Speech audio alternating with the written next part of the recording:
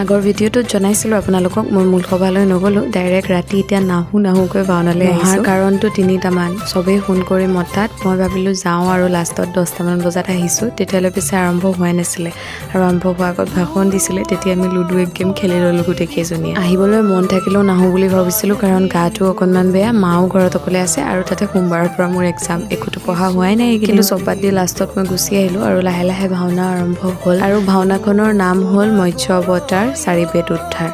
এইখন ভাওনা বাৰু মই আগতে চাই পোৱা নাই, এইবাৰ প্ৰথম চাইছোঁ।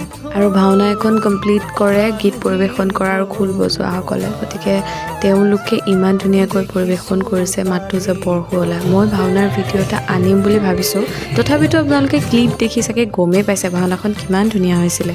ভাওনাখন দেৰিকৈ আৰম্ভ হোৱাৰ বাবে শেষ হোৱালৈ 2:30 বাজিলেগৈ আৰু ভাওনা নাচাওঁ বুলি কোৱাজনীয়ে একেবাৰে শেষ কৰিহে ঘৰলৈ আহিছোঁ। বাকী আজিৰ ভিডিঅ'টো ইমানেই।